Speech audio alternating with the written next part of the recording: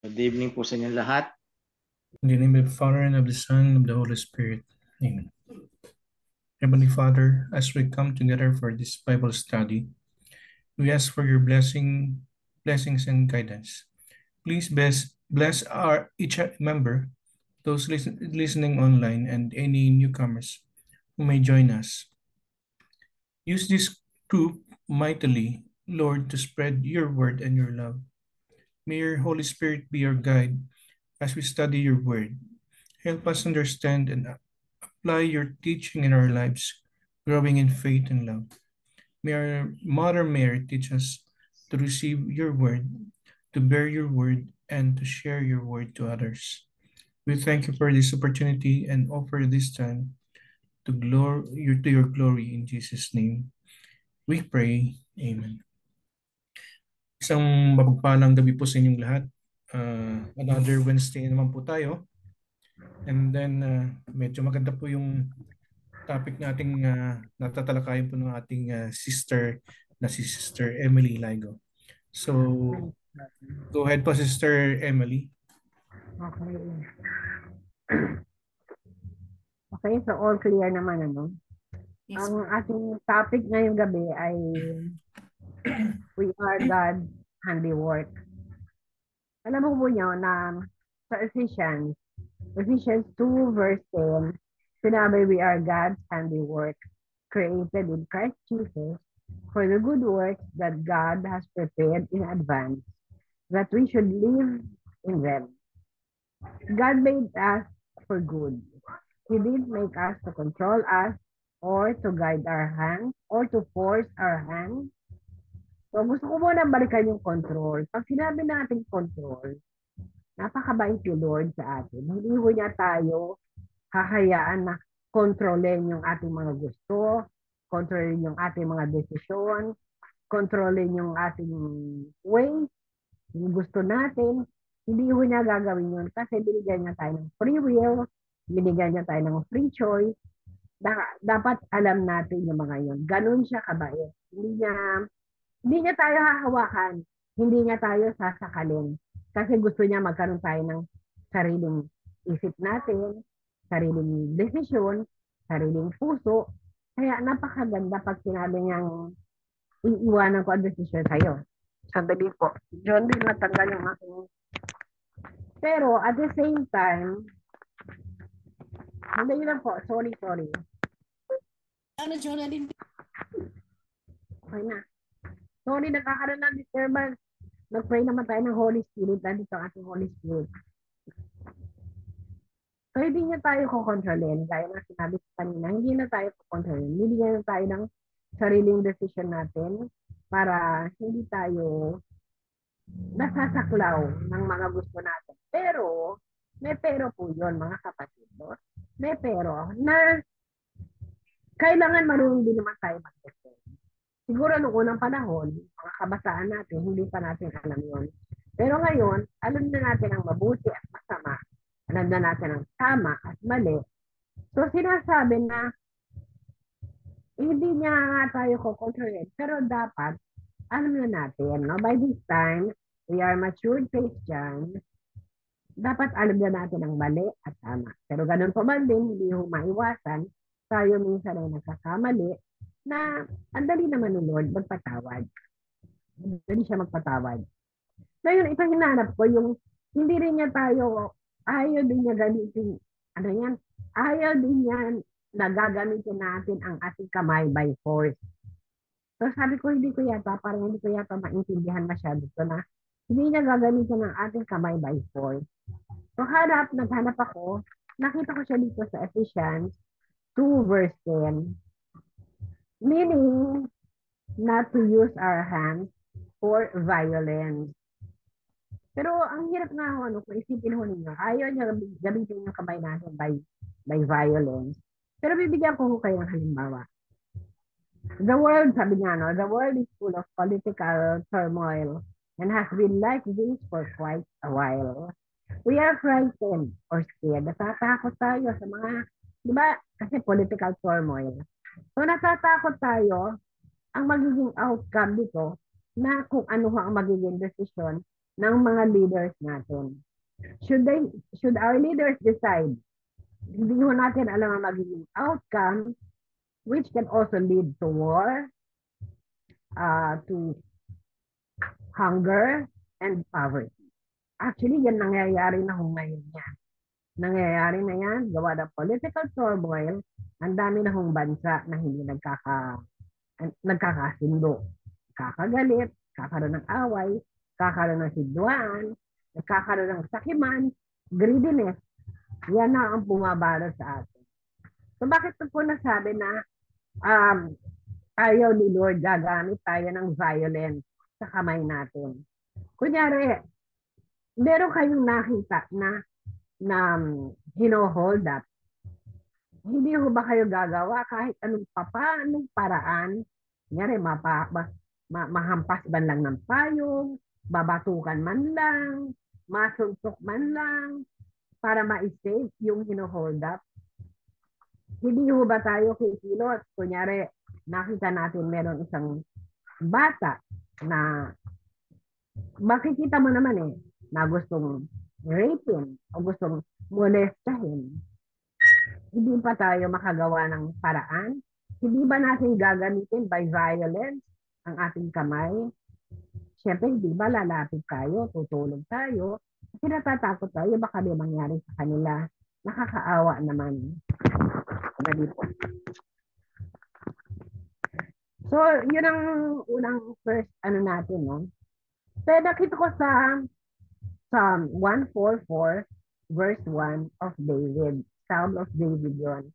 Sabi niya, praise be to the Lord, my rock, who trains my hands for war and my fingers for battle. Ayaw ko kung tama po ito, no? So, siguro, Bishop, i-elaborate na lang natin mamaya at pwede natin i-discuss ng konti. By this, ang aking pagkakaunawaan, God is not opposed to violence as long as the heart and intent is right. Tama po yun, ayusin ho natin mamaya. Mali po, gawa natin ng para yung pag-aaral natin ay natututo tayo talaga sa lahat. So, yun ang inaano niya, no, na kasi, di ba yung prayer ni David ay yung prayer ni David, tama ba siya? O yung prayer ni David, yung prayer niya Praise be to the Lord. Gusto ko itong basahin. Praise be to the Lord, my rock, who trains my hands for war. So, ibig sabihin, gumamit ng violence si David, di ba? Gumamit siya ng dahas. Kasi, nagpasalamat pa siya kay Lord na ikaw ang aking rock. Tinrain mo yung aking mga kamay for war. Tinrain mo ang aking mga daliri for battle. So, paano natin sasabihin na ayaw ni Lord ng violence? Of course, ayaw niya. Pero mga sitwasyon na hindi mo natin mapipigilan, ay nangyayari ang violence. Sabi nga, as long as the heart and intent is right, siguro hindi naman masama. Kasi alaga naman, nilulusog na tayo dito ng mga kaaway, hindi pa tayo kumilos, di ba? Tama po ba? So, kailangan kumilos tayo kapag tayo ay nilulusog na tayo dito. Ano ba ang ating panglalaban? Diba, lumalaban din ang mga sundalo natin. Pag tayo ay napapadala sa masamang sitwasyon, may lumalaban at may lumalaban. Basta sabi nga lang ni God, He will not oppose violence as long as our heart and intent is right. So, punta na tayo dito sa meron kasing apat na truth. Apat na truth na kung saan tayo ay patunay na God's handiwork or God's workmanship in us. Meron na tayo dyan sa G. Ang number one, sandali po.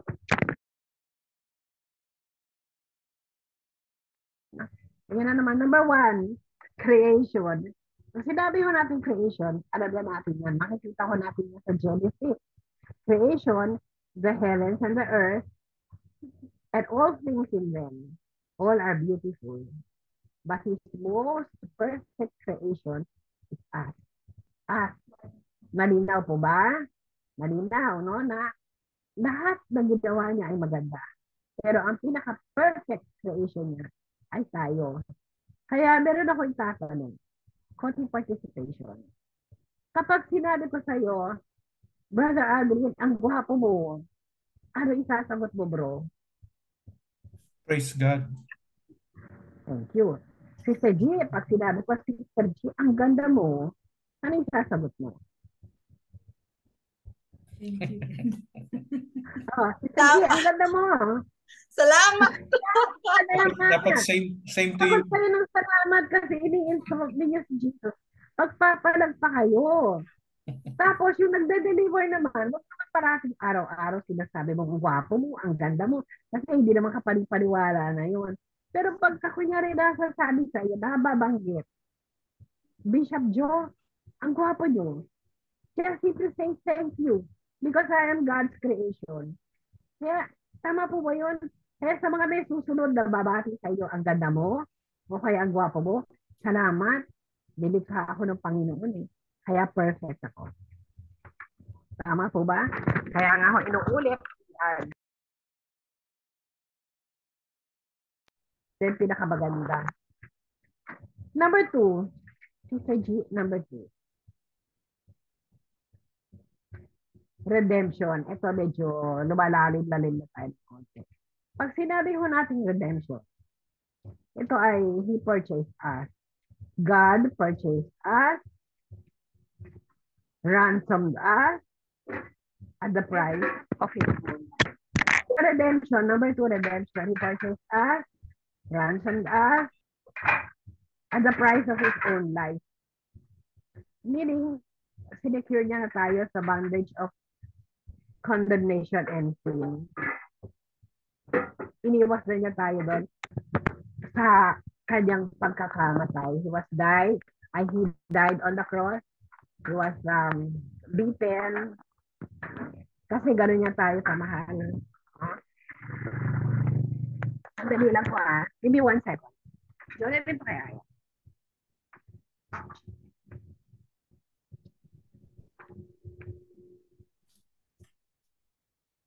Ayun, medyo break mo na break, sabi ni Sister Emily. Napakaganda pa naman ng topic niya.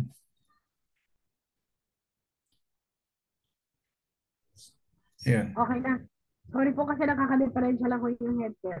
Wala ako. Sige po. Okay na po. So, niransan na tayo at His price. Niransan niya tayo, pinurchase niya tayo, para malibre na tayo sa mga kasalanan. Ang ganda, no? Ang ganda. Ang ganda nung ginawa ni Jesus ngayon. Ang ganda ng ginawa niya sa atin para i-save tayo sa kasalanan. He died on the cross. Pero bago na ba tayo sa cross, ang dami na naman sa pagdaanan. Diba? Scourging of the pillar, crowning with thorns, yung mga palo, yung mga hagupit, yung mga sipa, yung mga suntok na inabot niya. So, ano ba, ibang nakakaiyak pag maiisip mo na gano'n ang ginawa niya para sa buhay natin, para mailigtas tayo. Ngayon, kung mapapansin niya sa Mass, last week, tsaka itong week na to, na Sunday Mass, itong nangyari ko yung sa He died on the cross, yan yung kanyang first coming. Itong second coming niya, kailangan prepared na tayo. Kasi doon sa pangalawang coming niya, halimbawa dito ay yung ihihiwalay na niya ang tupa at ihihiwalay na niya ang sheep. Ngayon, saan tayo nandoon? Tayo ba ay tupa o tayo ba ay sheep? Prior to that homily o that gospel, meron pa yung nakaraang linggo na kung saan merong pinag-usapan yung 10 birhen, yung 10 virgins na may dala silang lamp. So yung 5, matatalido. Pero yung 5, mga hangal. Ibig sabihin yung matatalido, prepared sila. Dinala nila yung lamp nila, yung ilaw nila, yung sisindahan nila. Prepared sila. That's another, naman yun, no? Ibang topic pa rin sana yun.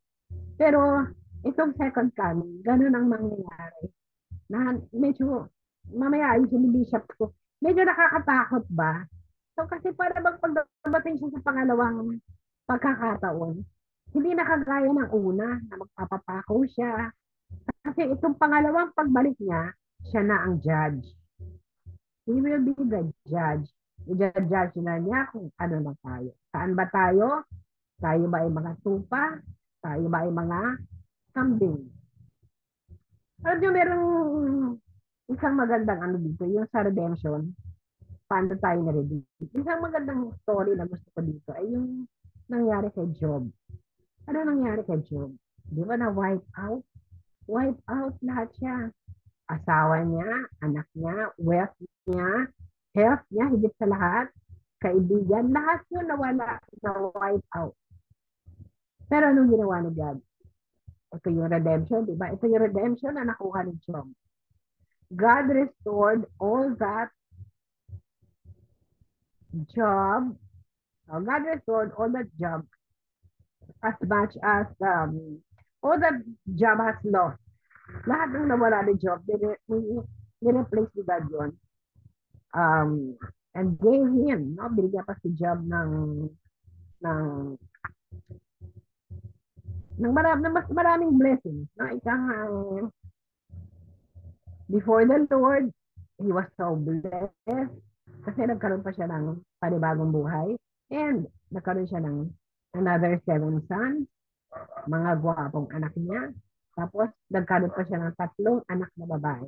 Isang napakagandang story of redemption na pag niredeem ka ni God, pag niredeem tayo ni Jesus, meron katumbas yun na kung ano yung nawala sa atin in the past, ibabalik niya ng mas higit pa.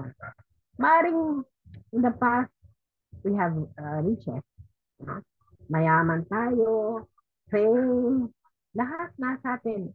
Pero kapag ito nawala, kasi nga hindi naman natin alam buhay natin. Kapag nawala itong mga bagay na ito, huwag tayo mawawalan huwag tayo panghihinaan kasi pag meron tayong faith to Lord, babalik ko lahat yan. Diyan ko lang kung paano tayo re-redeem. 3 bagay lang ho yan para tayo ay ma-redeem. Makamit natin ang redemption of God.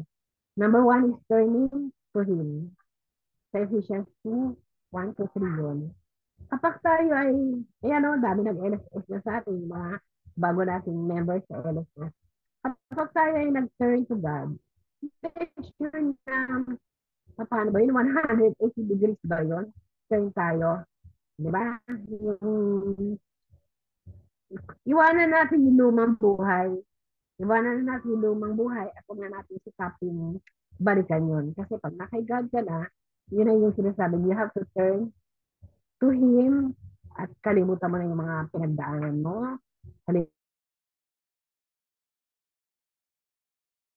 Nag-turn about faith ka na sa Kanya at ibinigay mo sa Kanya ang buhay mo. Masaya yun. Masarap yun. Maganda yun. Pinagdaanan ko yun. Number 2, pray and repent. Mag-pray tayo and repent. Gaya nga na parati sinasabi ni Bishop, we have to go to confession. Tapos number 3, accept Him as your personal Lord and Savior. Alam niyo yung pag sinabi ng, alam niyo yung yung bang sa Matthew 17 verse 20-21, for truly I say to you, if you have faith that size of a mustard seed, you will say to this mountain, move from here to there, and it will move. And nothing will be impossible. So kapag binigay ho natin sa Lord ang sarili natin, in-offer natin sa Kanyang lahat. Kahit maliit lang ho ang faith natin, gaya nga ho ang sinabi, kahit kasi laki lang ho ng buto ng isang mustard seed. Malaking bagay na ho yan para makatulong makuha natin yung faith natin. Kasi hindi naman ho biglaan. Maaaring nag-LSS ho tayo. Yung iba, biglaan, 1 week, talagang maayos na. Yung iba 1 month, 2 months, yung iba 1 year, bago nila nakakabit ang totoong turnabout case o turnabout nila kay God. And God is so good. Hindi ho niya tayo mamadali. Iintayin niya tayo sa gaya ng unang sinabi nga ho natin na ang desisyon ay iniiwanan po niya parati sa atin.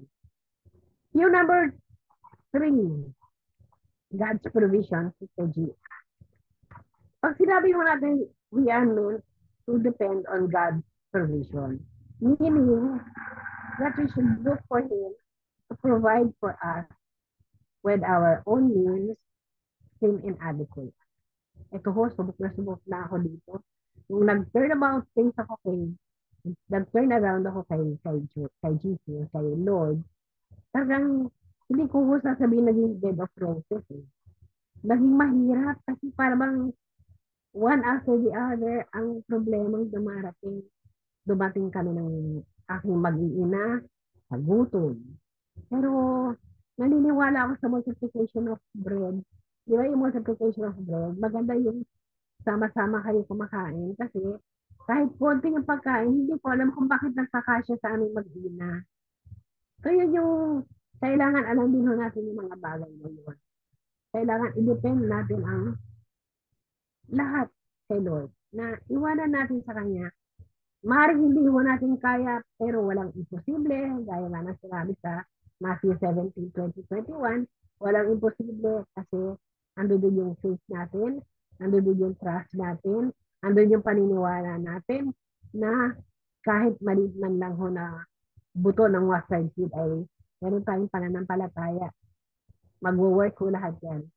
Kada niniwala din ako sa love offering. Naniniwala ako sa good deed. Yan, yung mga yan. Maganda ko yung mga. Yung number 4, hindi ko na masyado pahahabay yung number 4, yung God's sanctification or God's sanctification. Kasi ito na ho yung action na something or someone apart from being holy, parang ano ba yun, na ipaliwanag sa atin sa bishop noon. Meron ako silang purification o kaya dedicating themselves to God. Siguro ito na ho bishop yung sinasabi o mga brothers and sisters. Ito na ho yung sinasabi na yung ano tawag din, yung pagpasok sa pagbobongha, mga madre, yung mga saints, sila na ho siguro yung nasa number 4. Yun na ho yun. Ngayon, gusto ko lang ho balikan ng konti kasi nagwawala yung aking phone kanina. Gusto ko lang ho balikan yung sinabi rin ho ni Isaiah 64:8. Now, we are the clay, He is the potter. Alam mo ba ninyo kung gaano kahirap gawin pala ang clay? Inaanap ko, paano gaano kahirap gawin ang pottery clay or pottery. It will take us about 3,000 hours of active practice to get that skill. So, akala ko noon, mabilis lang gumawa ng pottery. Yung ginaganon mo lang ng kamay mo, tapos namomold na siya. Akala ko ganun lang kadali yon. Pero hindi pala mahirap po siya gawin. Ngayon, it will take also about 5 years of studying pag talagang yan ang gusto mong pag-aralan. So, parang isang course, no? Bakit po naikwento ito? Bakit ko naikwento yun? Kasi, balikan ko ng pahapyaw kasi we are God's perfect creation na. No? He made us so beautifully. Para bang, paano na lang kung kunyari ang ating tenga ay naging mata, ang ating ilong ay naging bibig. Hindi ba? Hindi. God is so very intricate sa kanyang paggawa sa atin. Pinerfect niya talaga tayo. Galing tayo sa ano yung sa katawan, sa rib ng ating ng male, ng lalaki na kanyang create din. So, masasabi ko napaka-perfect creation niya sa atin. Kaya, dapat alam natin yan. Sabi nga yun na nga, no? Napakaganda ng creation ni God. Huwag natin nang sayangin. Isa pang maganda, bakit so naging maganda ang creation niya? Kasi we can make children. Diba? Mga hayop, higit sa lahat tao, napakaganda ng ginawa niyo yun. Na tayo, we can produce babies. Napakaganda, hindi ba? Must be very, very thankful sa mga ginawa po ni Lord na ganyan. Napakabuti niya. Wala na ako masabi eh. Kaya, bago ko ako mag-close, mga brothers and sisters, at saka kay Bishop, bukod po sa aking kakaba-kaba dahil yung aking phone, ipinala ho natin ng, eto nga ano, um, mahirap. Mahirap po talaga gawin itong mga bagay na ito. Yung mag-turn to Lord, repent, pray, mahirap, kahit maliit ng mga seed, minsan pinanghihinaan tayo, nawawala ang pananampalataya natin, but we have to strive to be holy. Pilitin natin gaano kahirap, wag lang bibigay, wag lang tayo bibigay. Yung isang living witness, isang living testimony ko yan. Nung nag-talk tayo sa Cavite, Brother Alvin, nag-hold on ako kay God. Talagang kahit anong mangyari, wag kang bibitaw. Yun lang ang sekreto doon. Kasi matatapos din naman ang trial. Mauubos din yung trial time. Actually, hindi nga nauubos kasi ngayon, hanggang ngayon, meron. Pero bakit tayo nandito? Bakit tayo nandito? Kasi kaya natin. Bakit? Bakit natin kaya? Kasi binigay niya sa atin na magkaroon tayo ng strength, magkaroon tayo ng lakas ng loob, magkaroon tayo ng sarili nating ways kung paano natin ibabattle ang sitwasyon na pinagdadaanan natin. Kaya we just have to stand firm on our faith para maging maayos po ang lahat. Believe me, matatapos din ho yan. Matatapos din ang mga pinagdadaanan natin. Bakit? Because, in closing, because we are God's perfect creation. Thanks, brothers and sisters. Thank you po, Bishop. Thank you. Maraming salamat, Sister Emily, sa iyong shinare. Salamat, Brother Aldrin. Topic na we are God's handiwork. Yes, Tunay nga Brother Aldrin. talagang mapagpala ang Panginoon dahil ginawa tayong perfect creation niya. Yes. So, Yes, Brother Aldrin. sino po ang gustong magtanong, may prepare na na sharing, reflection, pwede po tayong Oo, di ba, Brother Aldrin? Natin i-share yung kung paano tayo niredeem. share. Yes, talagang Sister Emily. Yung creation talaga niyan is hindi yun parang nakita natin yung yung superpower ni God. And then yung yung mga ginawa niyang healing sa mga sick, sa mga may sakit. So actually may natutunan ako dun sa mga ginawa ni Lord Jesus doon sa pinagaling niya yung ng lahat ng pinagaling, isa lang sinabi niya it is your faith who heals you. Yun talaga yung yung sinabi lang niya. Wala nang iba. Kaya nga yung yung 12 taon ng dinudugo, mahawakan lang daw niya yung yung tip ng damit ni Lord Jesus ay gagaling na siya. So ibig sabihin nung gumaling siya, sinabi ni Lord, oh, bakit naglabas ako ng hindi niya hindi niya yun encounter, hindi niya yun face to face. As in talagang naglabas lang siya ng ng power. So sinabihan niya yung babae na alam mo, it is your faith who heals you. So yun po yung creation ni God, napakaganda. So wala tayong dapat alalahanin Oo, wala na. Wala nang dapat alalahanin. Kaya natin, yun nga sabi ko nga, merong gera. Pero wala tayong magagawa Nandiyan yan Kaya natin si Lord gumawa niyan. Pero, naniniwala ako na meron din mga tayo, mga kasundaluhan, mga soldiers, na talaga kailangan lumaba. Diba? Noong paman, Sir Emily, noong paman merong may gera na Talagang kaya nagtanong tayo ba prepared? Gera. We're not afraid.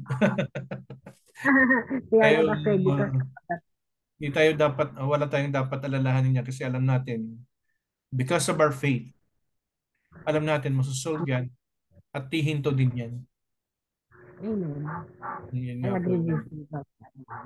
Kailangan lang talaga strong faith.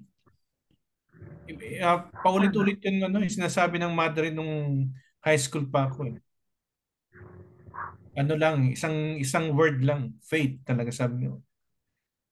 You will be healed, you will be blessed, you will have God's grace through faith.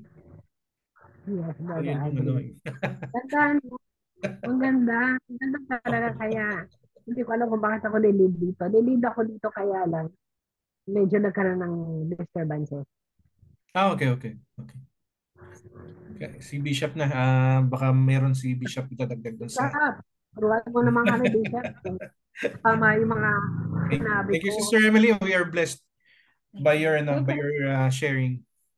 Thank you rin. Thank you, Sister Emily. Nakamute po kayo, Bishop. Bishop, nakamute kayo. Okay po, sige po, okay.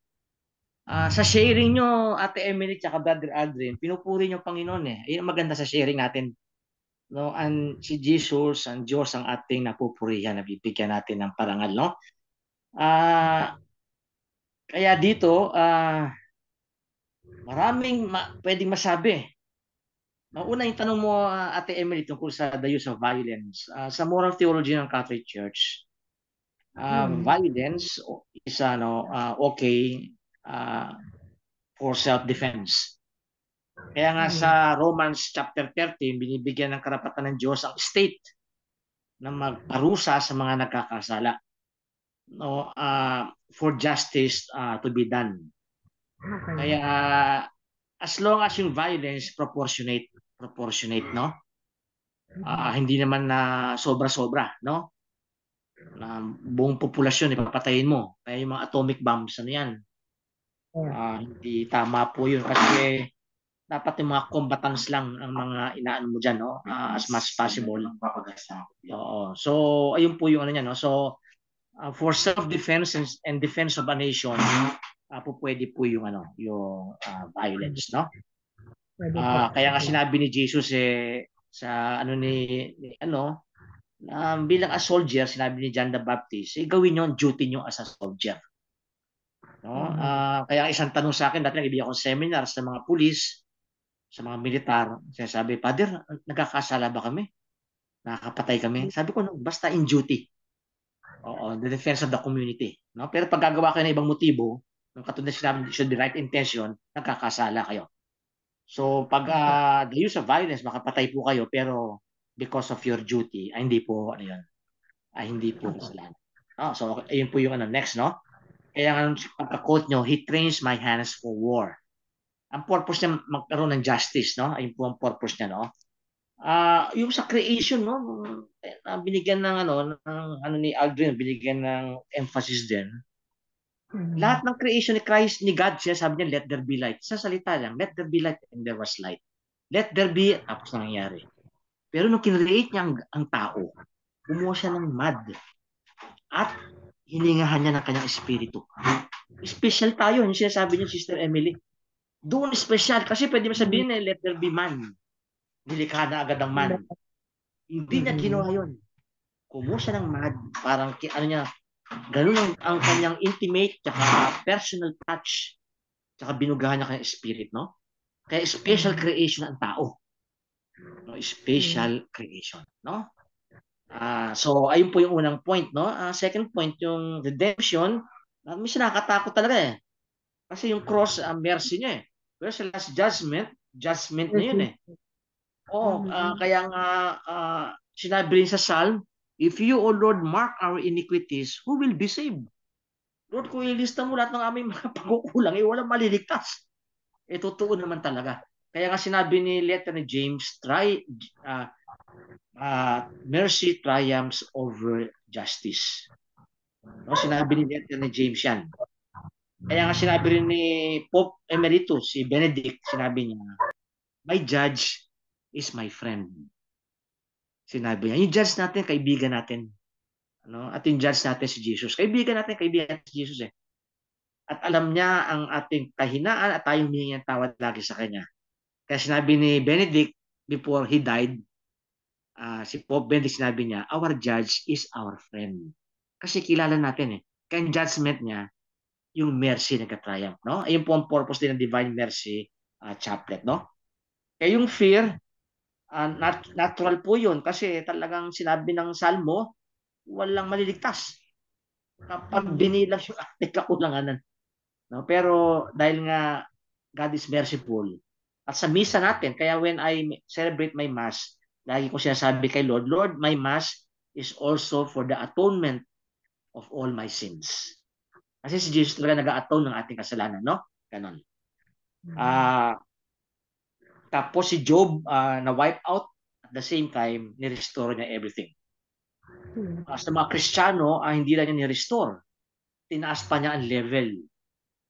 Kaya nga sa Easter, isa sa mga sinasabi doon, o happy sin, o masayang kasalanan. Dahil sa iyong kasalanan, dumating ang manliligtas natin.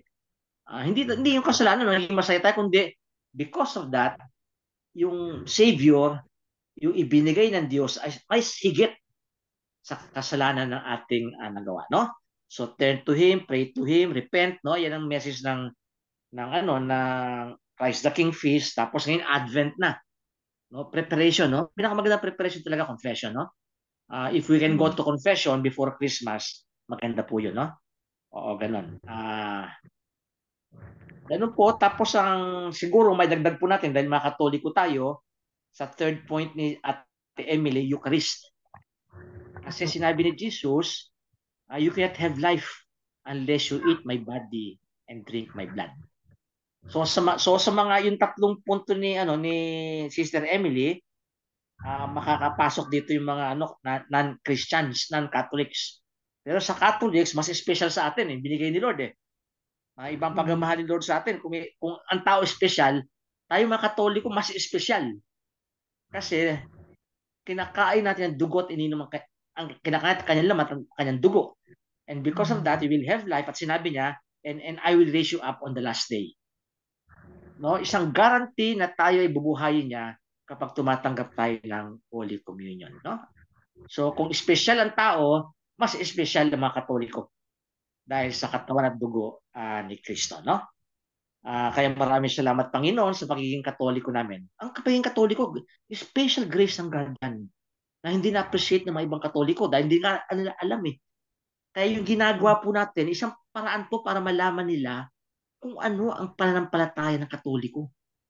Napakaganda. Meron tayong Eucharist. Meron tayong Blessed Sacrament. Di ba makakausap mo ang Diyos? Na face-to-face sa Eucharist, in faith, in mystery. Kung sinasabi niya, faith, lagi sinasabi ng Madre kay Brother Aldrin, faith, no? In faith, union with God sa communion. There is nothing more personal than that. Wala na. No, kaya we are more special, no, as Catholics, no? Grace ng God man po 'yun eh. So creation, redemption, yung God's provision, another word for that is divine providence. Okay. Mystery or another, I will talk that before mag-end tong year na to, no? Divine providence, no? Sinabi ni Jesus sa last part niya sa John na on that day you will no longer ask questions. God will answer all the questions of your heart. Marami tayong katanungan sa buhay hindi naintindihan.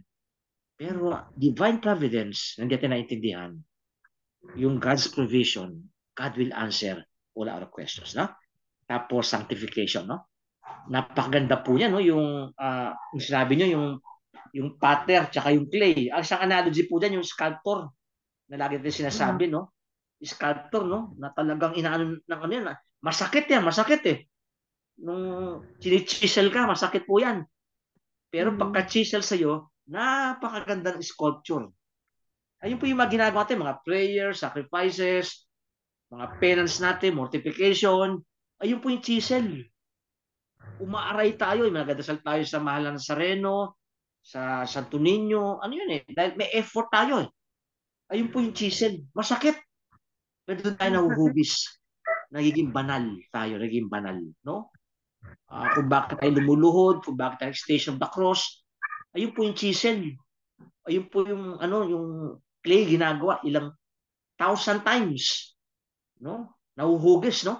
Tapos pag hindi maganda, wawasakin yung clay uli. Umpisa uli. No? Ayun po yung sanctification, the work of sanctification. Ang purpose, we become the image of His Son, Jesus Christ. Ayun, napaganda, handiwork tayo, handiwork. Masterpiece tayo ni Lord, masterpiece tayo ni Lord, no? Ang emphasis dito yung trabaho ni Lord eh. Tinatrabaho tayo ni Lord. Di ba may expression tayo, tinatrabaho ka ng kaaway mo, tinatrabaho ka ng mga galit sa'yo, tinatrabaho ka ng boss mo, ng empleyado mo, kapitbahay mo. Pero kay Lord, tinatrabaho tayo. Hanggang Pa-perform ngayon. tayo sa image. Tinatrabaho tayo ni Lord. Hanggang We ngayon. are, Bishop. we are God's handiwork. No? Ang purpose, sabi niya, sa Ephesians 2, verse 10, that we become like Jesus Christ, doing good works. No? Doing good works. No? Ayun ang connection din natin sa gospel ng yung matatalino at hangal na birhen. Yung lamp nila, yun po yung good works. No? Yung good works nila. Kasi naliligtas tayo na hindi na ating mga ginawa. Kung hindi, nung initial kasi nung niligtas tayo ni Lord, wala po tayong kinalalaman doon.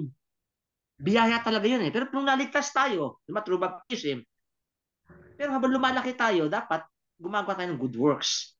Kaya may mga parables, no? Inihingi ni Lord, ano bang ginawa mo sa binigay kong talento? No? Ayun po yung good works.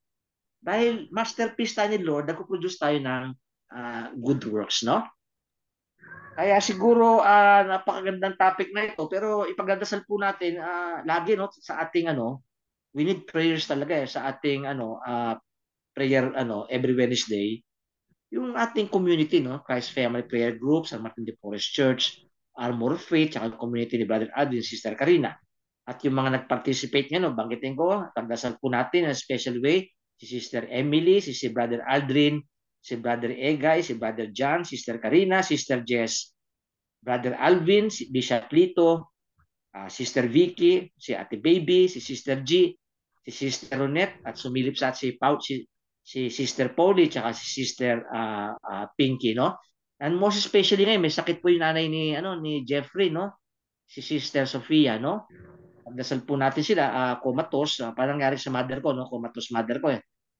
Oo, kaya pagdasal po natin na kung ano po yung will ng God sa niya na kasi po yung alam niyo po, di ba lagi pag may namamatay, lagi sinasabi natin eternal rest, no?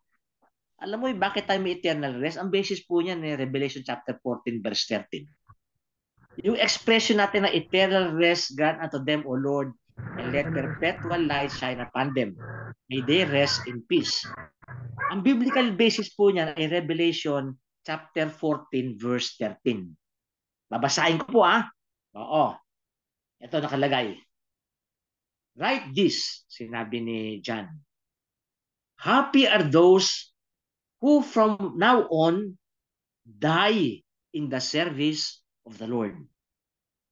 Yes, indeed, answers the Spirit. They will enjoy rest from their hard work because the results of their service go with them. Kung may Tagalog pong Bible dyan, Bishop Tito, kung may Tagalog Bible po kayo, pagkibasa po, maganda po sa Tagalog to Pahayag 14:13. Kung meron kayong Bible na Tagalog.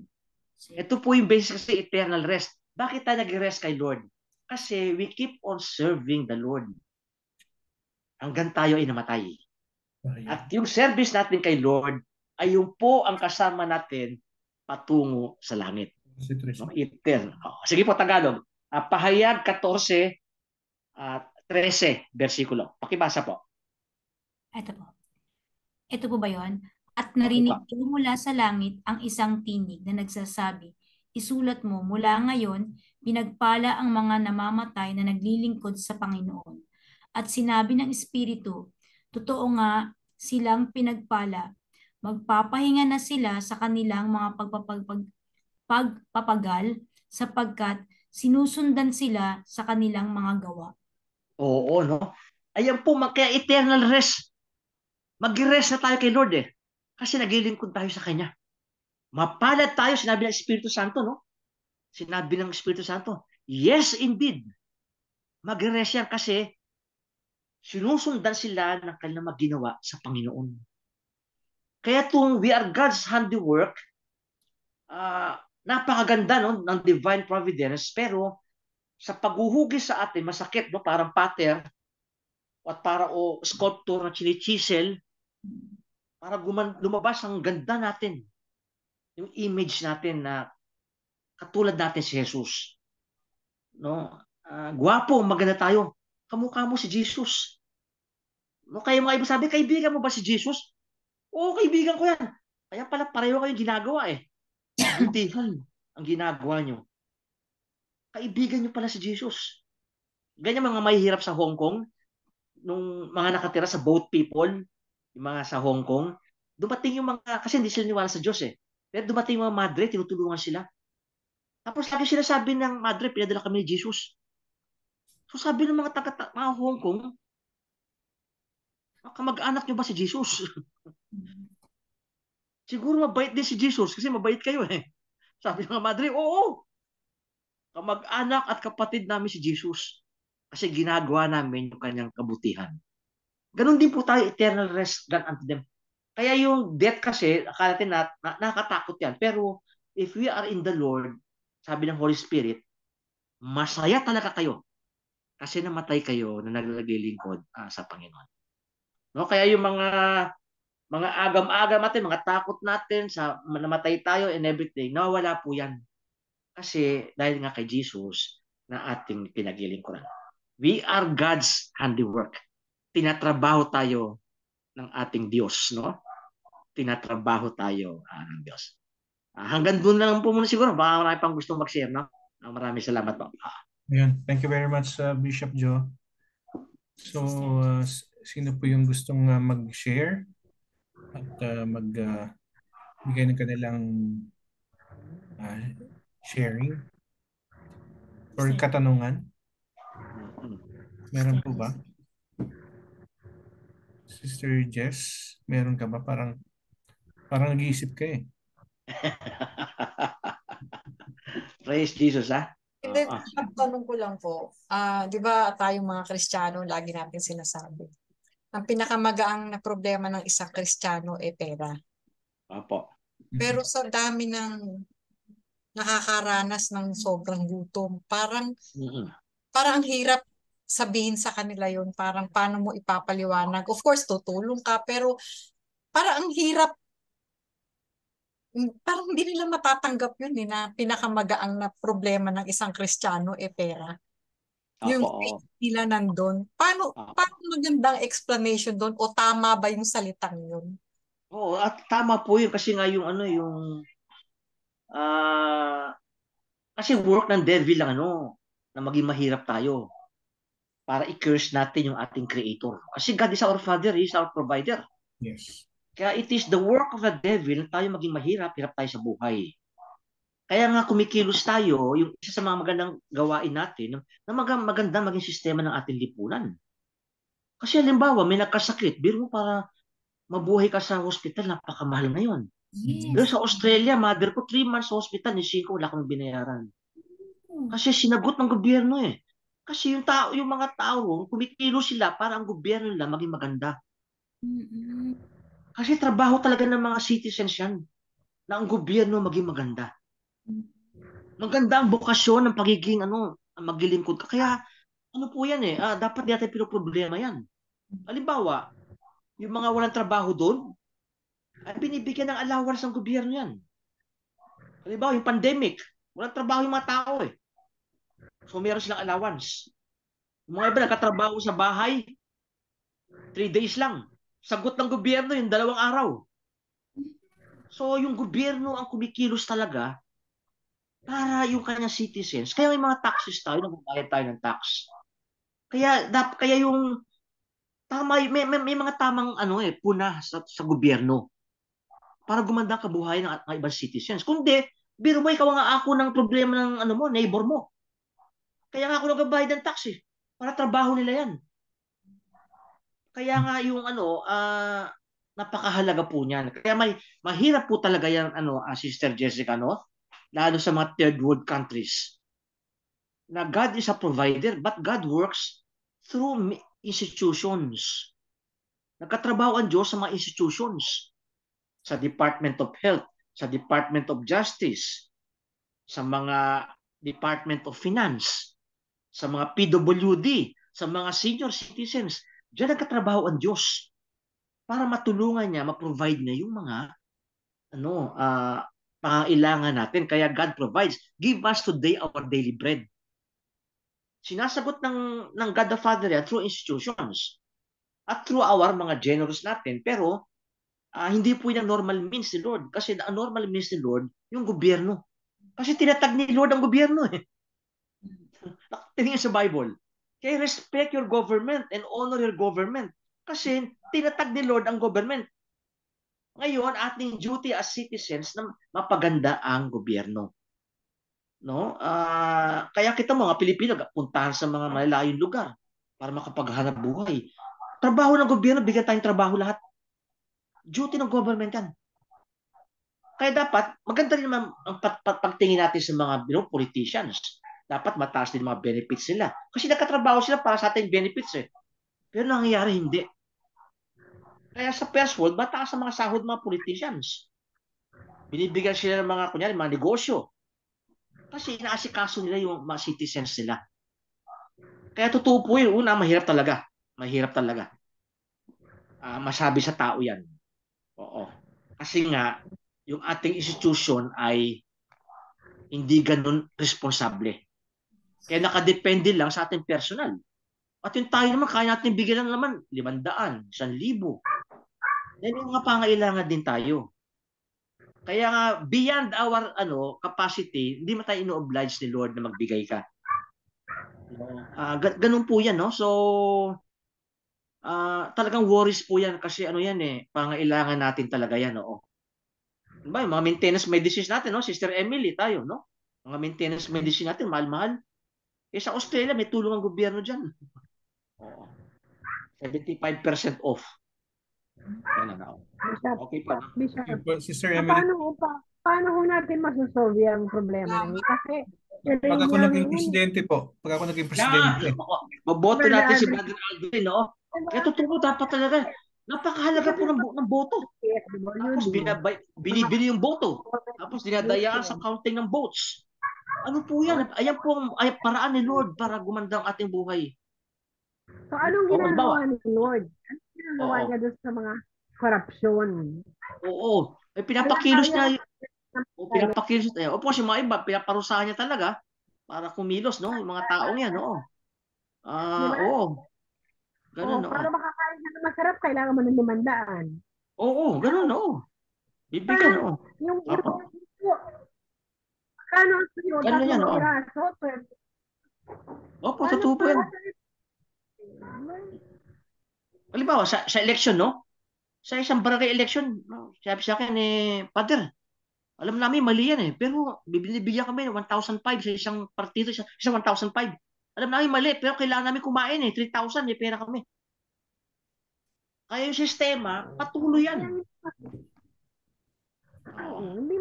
Kunyari, si Ate Edith, no, sa Canada, no, sama natin sa si Ate Edith, maganda sistema ng health system dyan. Sinasagot nila. Meron silang welfare system. Yung mga pagkain lang, may voucher sila para makakain. Bawal yung magutom ang mga citizen dyan. Binibigyan ng gobyerno yan. Yun ang hindi natin ma-adapt Oo. Kasi talagang walang corruption ka lang nauuna sa atin. Ganun po talaga. Kahit yung mga mayayaman. Oo. Na tumulong hindi tumutulong kasi alam nila kung saan napupunta yung pera Opo, oo. Totoo po yan, Sabi nga ng kapatid ko, ayuda nila ay spam, sausages, cheese. Sarap naman ang ayuda niyo. Kami, sardinas. Social. Oo. Sardinas, noodles. Oo. Paano tayo aahon niya? Oo, ganun talaga grabe.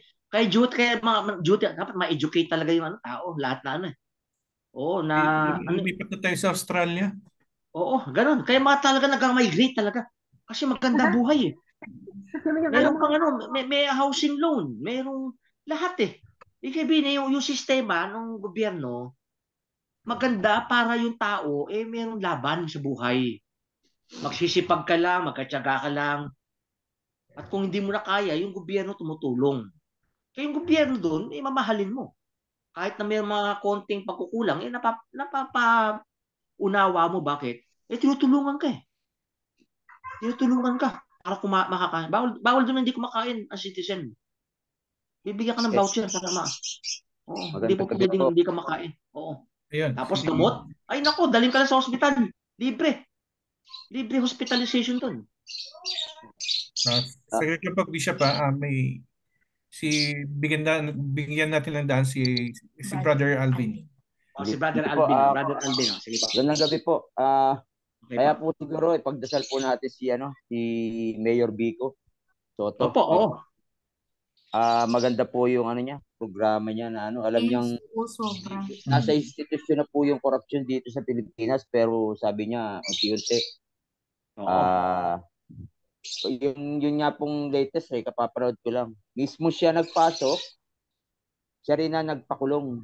Kaibigan niya po dahil sa korupsyon. Opo. Talagang sana po wag po siyang ma-execute, wag po siya mapatay po. Oo. Panalangin po natin siya na maganda po yung adhikain niya na talagang Totoo po yan. mapaganda. Hindi man huunti sa mga darating na henerasyon, maumpisahan niya. Sabi niya po sana kung may pagkakataon pa maka-third term siya, talaga pong i-implement niya yung pakanan ng pasigay niya. Yun lang po. Ganun po talaga. Tama po yung Brother Alvin.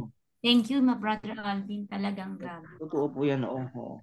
Anyway, medyo ano po ba? Bali, i-continue po ba natin to? Napasarap yung ating discussion. Sige po. Sa sharing ko next week, ako na daragdag ko yung ibang mga katanungan. Thank you, Bishop. Maraming salamat, Sister Emily. Sister Emily. Thank you, Sister Emily, sa sharing mo. Talagang Naman nag-share, maraming salamat po. Magdasal na po tayo. Sige po. In the name of the Father, and of the Son, and of the Holy Spirit. Amen. Father God, thank you that we are family in Christ. Thank you for this group. May you bestow Christ's abounding goodness upon our families, friends, and colleagues. May the things you have revealed and thoughts that we have shared dwell in our hearts and steer us to action. Give us the boldness to share your word, love, and compassion. Father, heal our land. Bless the Pope and the clergies. Bless all the members, families, and attendees of Christ Family Prayer Group. Grant us peace, protection, guidance, provision, and good health. All those we pray. And thank you, Father, in Jesus' mighty name, through the intercession of Mama Mary. Amen. Panginoon, panalangin po sa lahat po ng dumalo dito at sa kanilang mga pamilya at sa kanilang mahal sa buhay. Alam niyo po, Panginoon, ang aming pangailangan, ang aming pangailangan material at mga spiritual. We trust you, Lord. We are confident in your goodness. The Lord be with you And with your spirit. May Almighty God bless you with every blessing of heaven and earth. In the name of the Father, and of the Son, and of the Holy Spirit. Amen. Thank you po. Praise you, Jesus. Good night po sa inyong lahat. Good night po. Thank you, Jesus. Thank you, Jesus. Thank you, Jesus. God bless. God bless po. God bless po sa inyo lahat. Thank you po. Okay po. God bless po.